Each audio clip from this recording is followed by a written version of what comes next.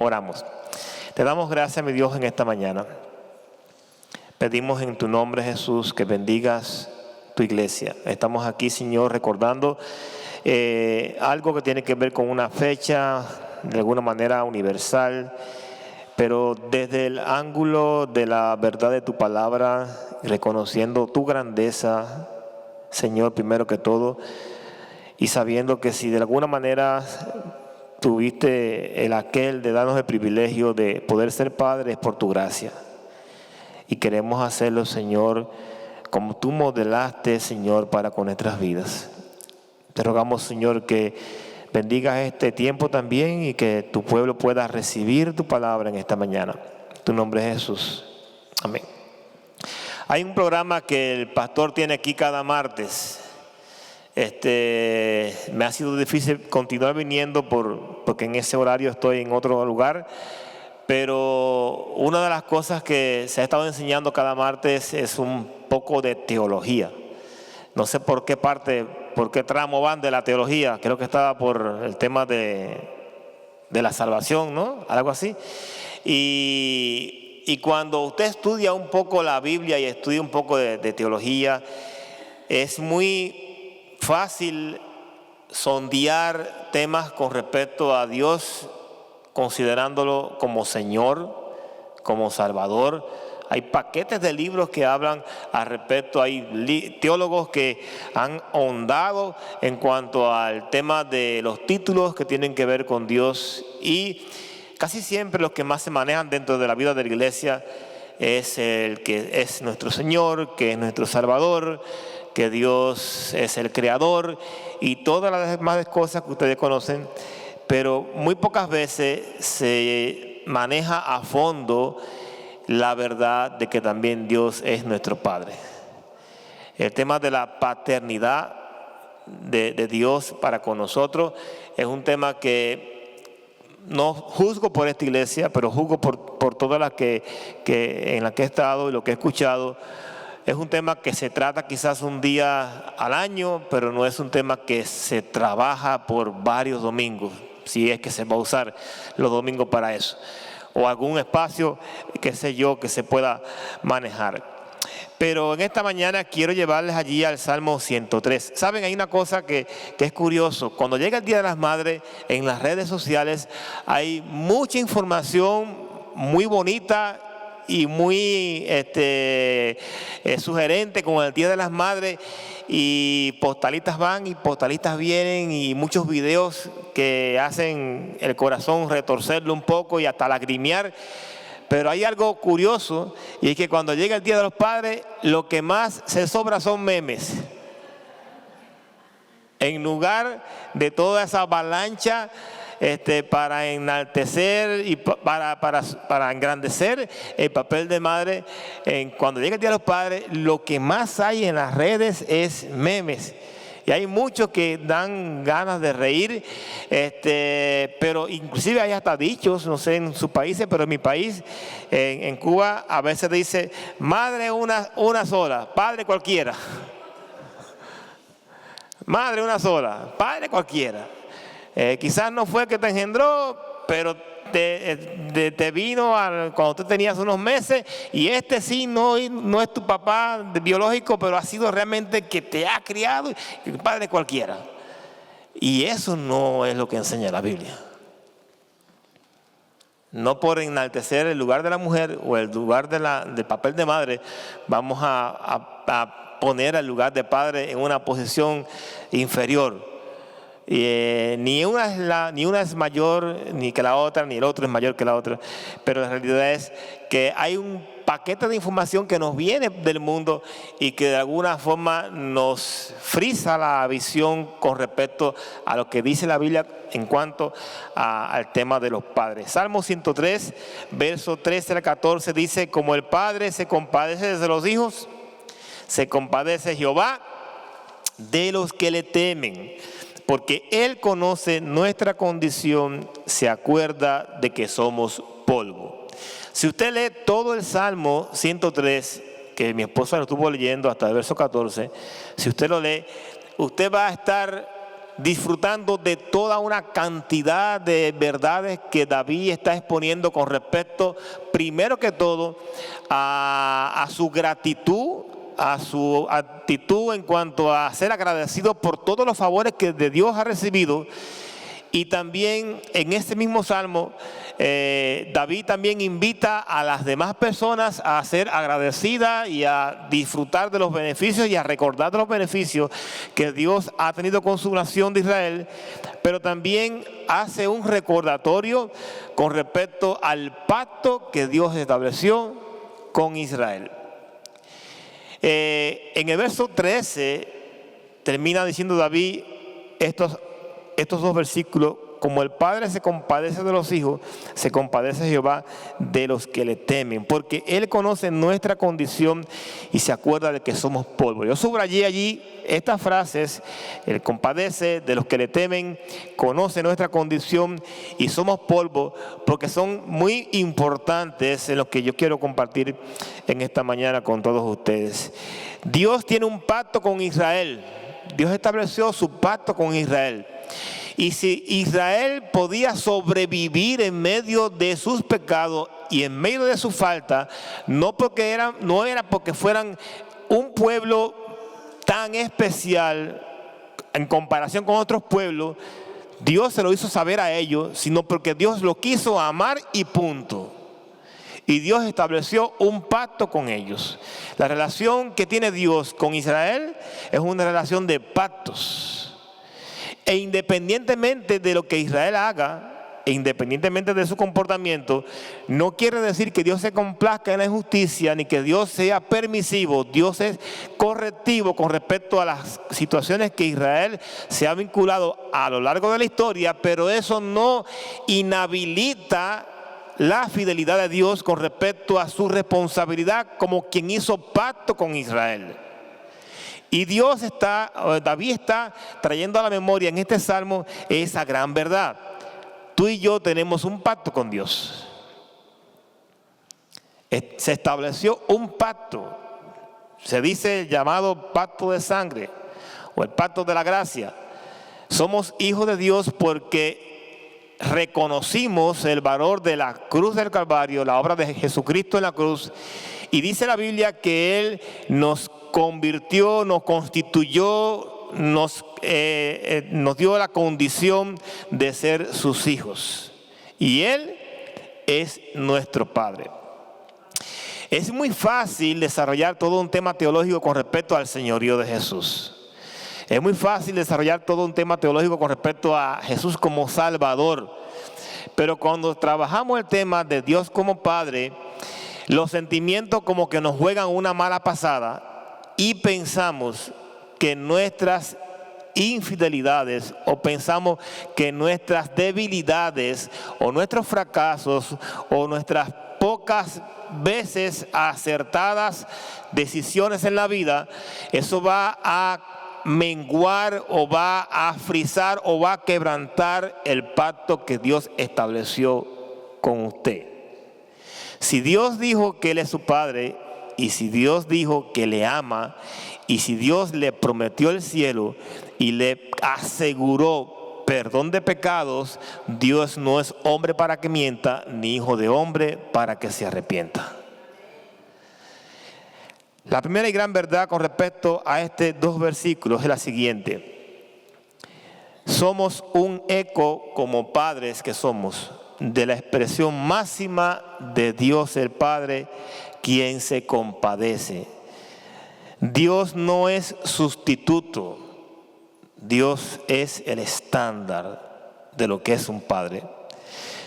La palabra compadecerse, iglesia, significa literalmente sentir una profunda compasión desde lo más íntimo del ser, como una emoción que nace de las entrañas. Y compadecerse, en el sentido bíblico, es ser conmovido profundamente por la necesidad o el sufrimiento de otro hasta el punto de actuar a su favor. Si la Biblia enseña de que Dios se compadece de nosotros como sus hijos, el compadecimiento o la actitud de compadecerse de Dios no tiene igual en esta tierra. Los padres que estamos aquí podemos ver a nuestros hijos atravesando una crisis.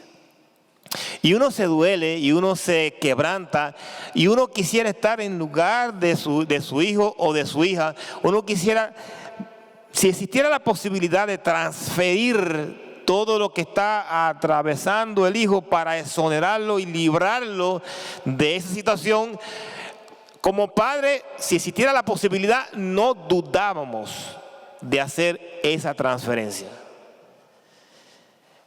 Si tu hijo o tu hija está atravesando un momento de crisis, cualquiera que sea el caso, y usted tuviera la posibilidad de transferir todo el paquete de problemas hacia su vida y librarlo de todo eso, usted no dudara para hacerlo. Nuestra actitud de compadecerse para con nuestros hijos, como dice el Salmo, como el padre se compadece de los hijos, como cualquier padre se compadece de los hijos, Dios también hace lo mismo, pero no igual. Porque usted como padre, usted se compadece de su hijo, pero usted está limitado a las acciones. Usted está limitado a muchas cosas. Y no es sentir lástima, es sentir ese dolor profundo y de ver de qué manera yo puedo estar en su lugar para que no esté atravesando ese momento de crisis. Y usted va a lograr bien poco por ser limitado. Usted va a orar, usted va a buscar recursos, usted va a buscar medicamentos, usted va a buscar los mejores médicos, usted se va a acercar al que usted considere como que tiene la unción más fresca para que ore por su hijo o por si usted va a buscar todas las vías necesarias para sentir paz en su corazón y saber que mi hijo o mi hija es libre de esa condición. Eso lo va a hacer usted y lo va a hacer y lo voy a hacer yo, como también ya yo lo he hecho en otras situaciones, pero va a ser bajo una condición limitada. Si usted hace eso limitado, ¿cuánto no va a hacer Dios que no tiene límites? Usted no va a poder hacer lo que Dios va a hacer. El pastor, el pastor Neto Torres, está atravesando por su situación de crisis de salud. Eso es temporal, pastor. Eso es un catarrito. La esposa puede orar por él o su papá, o usted puede orar por él. Y lo hacemos y lo seguimos haciendo. Pero la presencia de Dios como Padre en su vida supera toda acción nuestra. Porque lo que más va a hacer usted y yo es identificarnos con su crisis y hacer todo lo posible, pero usted no va a poder sacar su crisis de su cuerpo y pegársela a usted. Pero Dios sí tiene autoridad sobre esa crisis. Y Dios sí puede y tiene toda la facultad para quitar lo que esté generando cualquier crisis que Él esté atravesando. Y eso pasa con todos nosotros.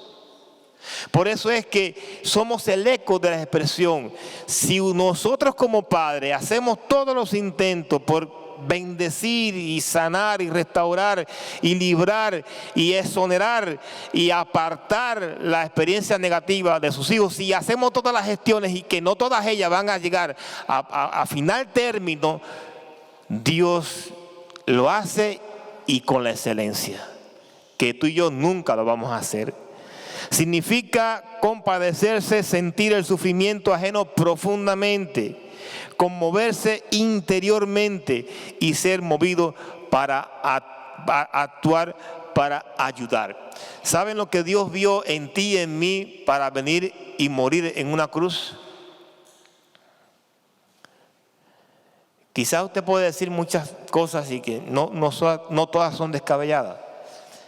Pero hay una cosa que Dios vio en ti y en mí, independientemente de su amor, independientemente de su plan de salvación concebido desde la eternidad.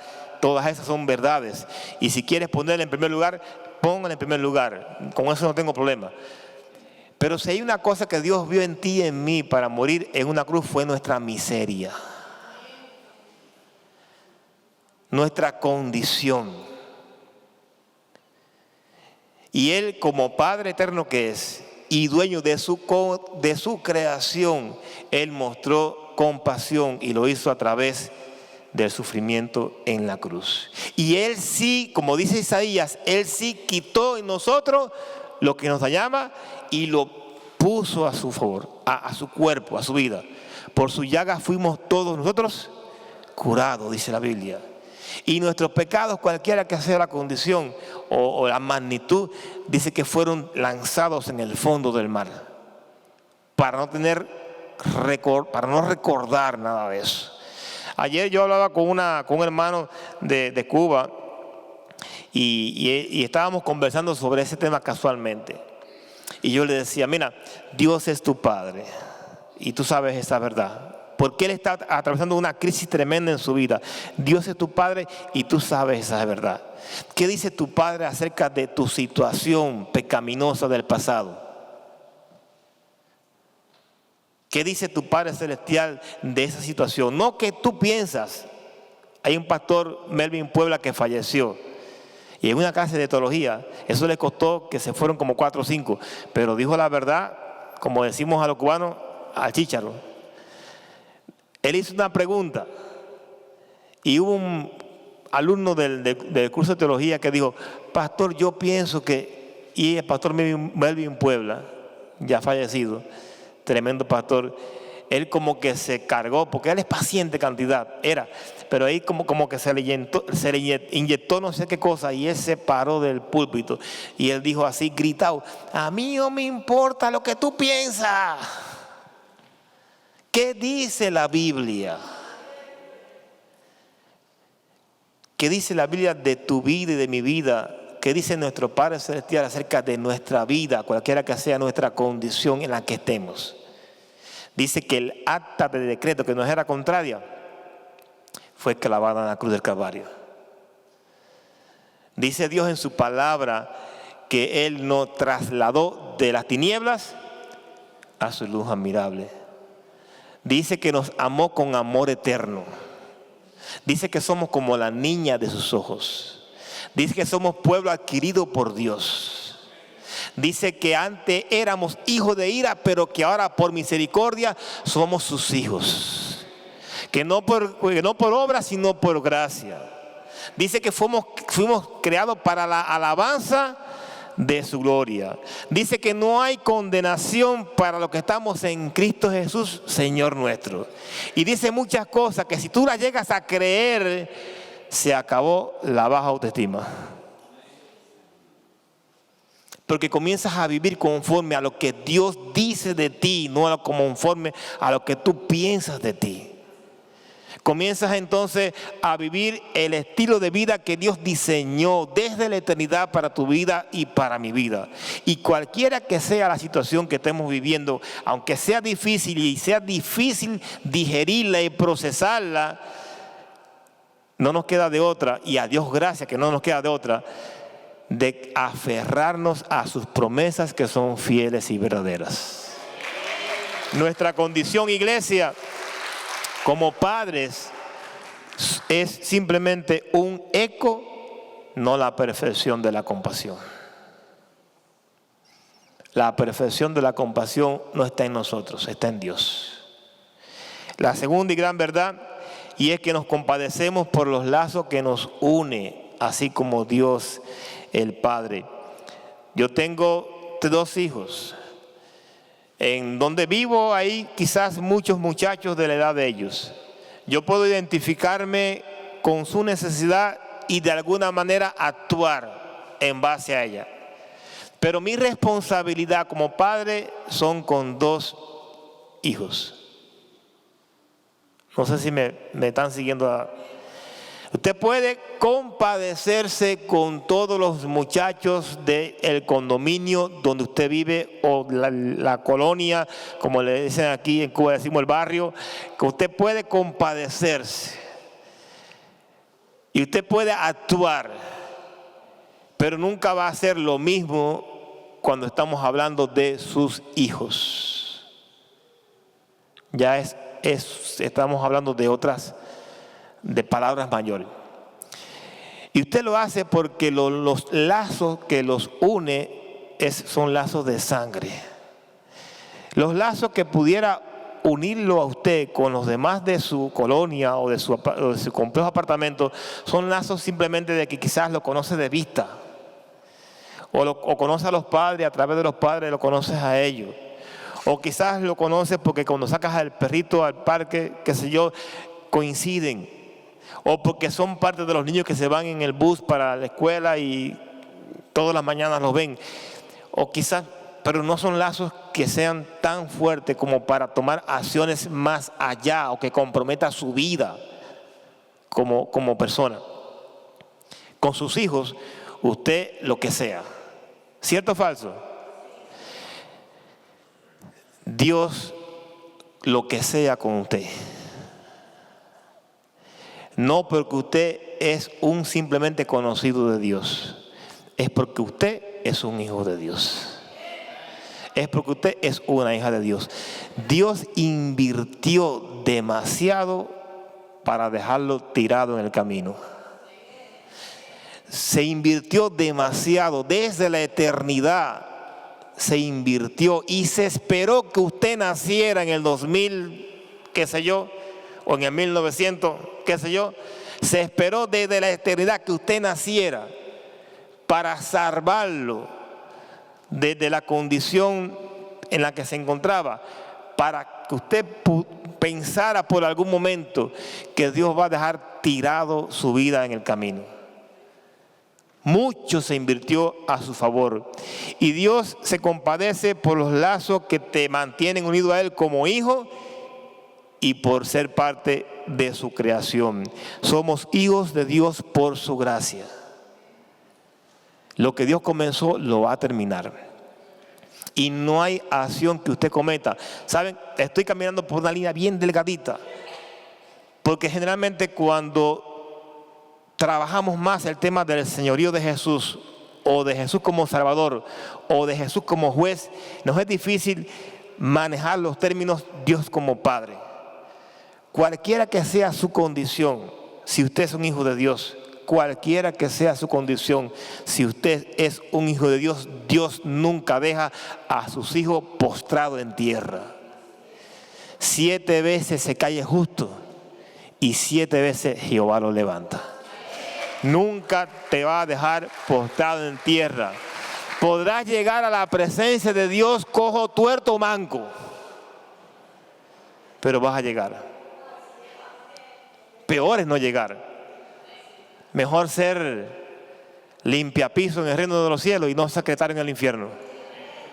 Va a llegar porque hay una promesa muy independiente de tu sagacidad, de tu habilidad, de tu perspicacia para ser cada día mejor cristiano.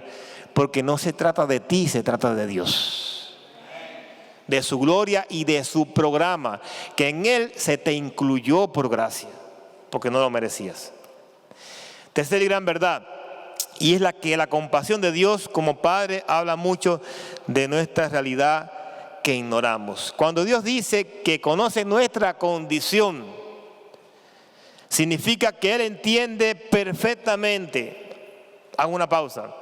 Una vez allá visitando una iglesia en mi tierra, conocí una hermana en una iglesia, no una iglesia de las nuestras, sino otra iglesia, y no recuerdo si yo me reí delante de ella. Yo lo que sí recuerdo que cuando yo viré la cara, no tuve que otra que reírme. No de ella, sino de lo que ella dijo. Y estábamos ahí esperando que el culto comenzara. Y ella habló de una cosa que hizo que no es correcta. Y ella me decía a mí, o nos decía, porque habíamos más, que cuando ella pecaba, cuando ella hacía algo que no era correcto, ella en automático, donde la cogiera, en automático, ella se tiraba de rodillas y oraba al Señor y confesaba sus pecados para que no fuera el diablo de chismoso a decirle lo que había hecho.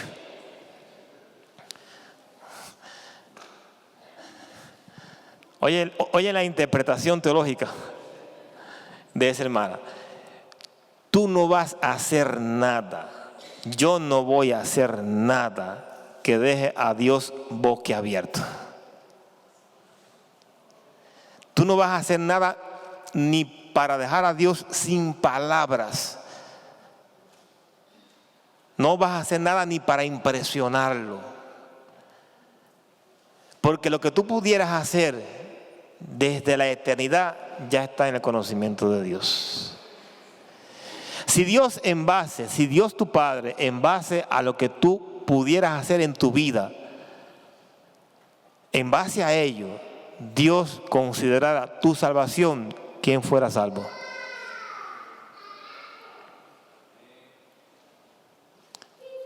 ¿Quién fuera? Hay personas que aparentan más justicia que la de Dios. Porque cuando hablan acerca de cómo se debe de vivir, pretenden ser más justos que Dios.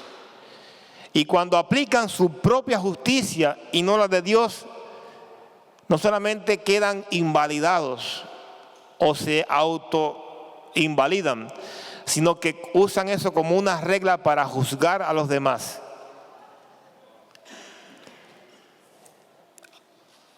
Una esposa de pastor una vez hizo algo, yo lo vi con mis propios ojos y lo escuché con mis oídos. Hubo una hermana que le dijo, porque la invitó a la iglesia, estábamos en la acera de la iglesia, y le dijo la pastora, fulana, te invito a la iglesia, entra que va a comenzar el culto. Y ella le respondió con todas las verdades, digo, yo no voy a decir esa porque hay una pila de hipócritas ahí. Y la pastora, esa pastora, esa esposa del pastor, que tiene como que las respuestas ya de antemano, ya grabadas ya, dijo, sí, pero no hay problema, todavía quedan asientos vacíos.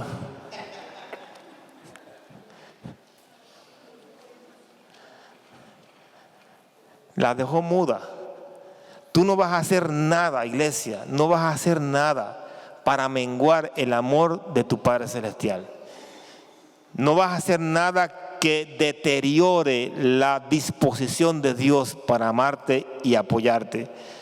Significa que Él entiende perfectamente tus debilidades, tus limitaciones, tu fragilidad como seres humanos. Sabe que no somos omnipotentes ni perfectos.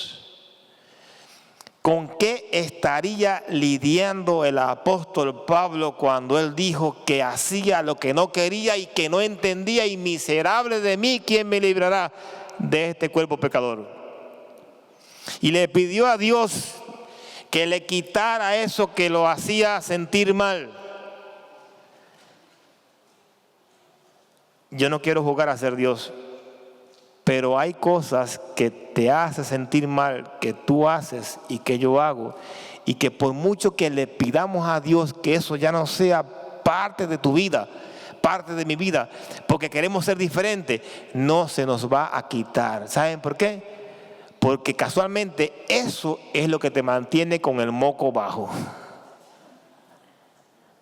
Casualmente eso es lo que te mantiene humillado delante de Dios.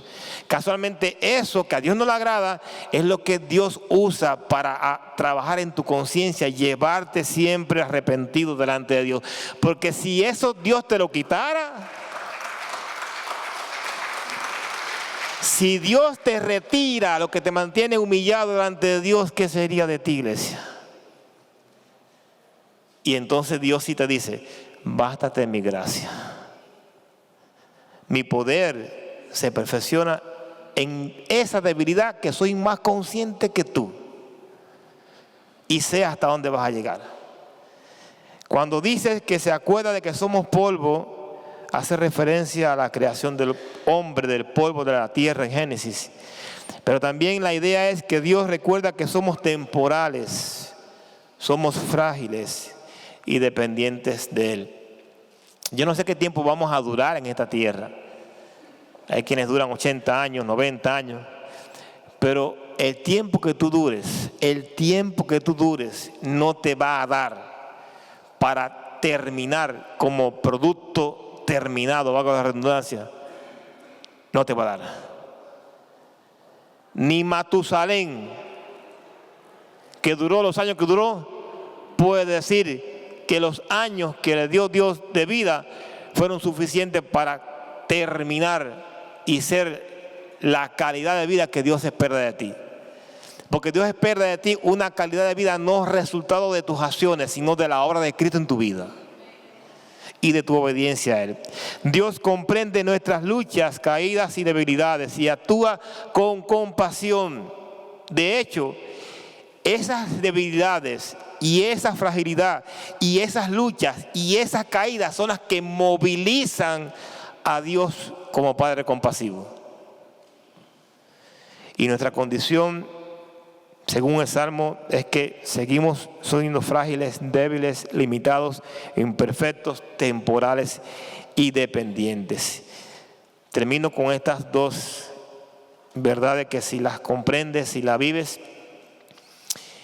y las acatas como verdades para tu vida y para mi vida, vas a poder ver a Dios de la manera como debe ser visto. No lo veas simplemente como Señor y como Salvador. Véelo como todo lo que Dios es. Entre ellas, tu Padre.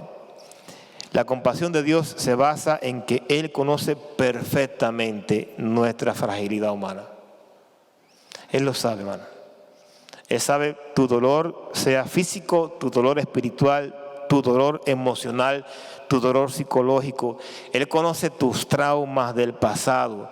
Por eso que tú hubieras querido tener una varita mágica y darte en la cabeza y desaparecerte y volver el tiempo atrás y tratar de comenzar de nuevo, ni aunque se te diera la oportunidad de comenzar de nuevo, antes de ese día y esa hora que tú recuerdas como algo que nunca debió haber pasado, si se te diera esa posibilidad, seguirás siendo frágil, temporal, dependiente, vulnerable y necesitado.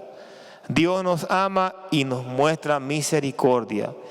Y somos hijos de Dios por su gracia. Somos frágiles, débiles, limitados, imperfectos, temporales, dependientes. Somos un eco y no la perfección de la compasión. Cuando no somos conscientes de eso, nos vamos a creer suficientes, no necesarios. Nos vamos a creer no necesarios o suficientes.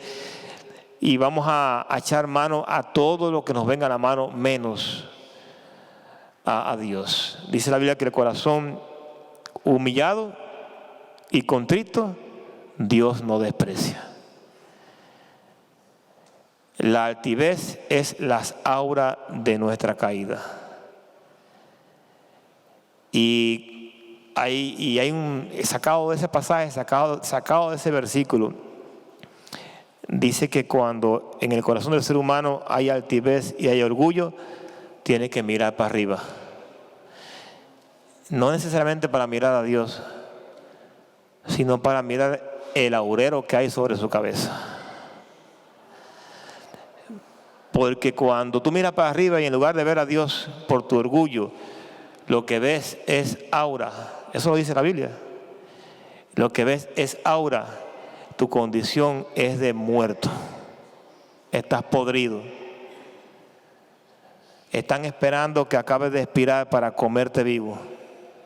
O comerte muerto, obviamente. Las aves de carroña están esperando por ti. Y para evitar eso, mantente contentado con su gracia. Que su poder se perfeccione en tu debilidad. Amén. Oramos. Señor, en esta hora agradecemos tu gran verdad, Señor. Tú eres nuestro Padre eterno, Señor. Sabemos que por mucho que intentemos, por mucho que negociemos, y no quiere decir que no pongamos de nuestra parte, y no quiere decir que no seamos responsables, no quiere decir que no nos preocupemos por la oración, por el ayuno, por la palabra. Todas estas cosas son parte de nuestra responsabilidad que no se nos quitan cuando al mismo tiempo reconocemos que quien sostiene nuestras vidas no son nuestras habilidades, sino eres tú, Señor. Y como dijera tu palabra, Aunque nuestro padre y nuestra madre nos dejara, con todo, tú siempre nos vas a recoger, Señor. Porque tú estableciste pacto eterno con nosotros. Y ayúdanos a vivir conforme a ellos, Señor, agradecidos. Cualquiera que sea la situación que esté atravesando cualquier hermano aquí presente, cualquier vida aquí presente, cualquier situación del pasado, esa herida que cuando la mira lejos de verla sanada todavía sangra. Yo te ruego en el nombre de Jesús que aferrado a tu verdad podamos vivir, Señor. Que no nos enfoquemos en sanar nuestras heridas, sino en ti, que eres quien sana nuestras heridas. Y reconocer que aunque quizás no estemos a gusto con lo que somos en el presente, la gran verdad es que tampoco somos lo que éramos antes. Y la gran verdad es que seremos mucho mejores en ti más adelante, Señor. Y que la perfección no está en esta tierra, sino está en los cielos. Y nuestra ciudadanía ya está asegurada. Ayúdanos a vivir conforme a tu verdad y no a nuestras interpretaciones de la vida, Señor. Y ayúdanos, Señor, a vivir agradecido y a contentarnos cualquiera que sea nuestra condición, Señor. Te alabamos y te damos gracias, Señor. Te lo pedimos todo en tu nombre, Jesús. Amén, Señor.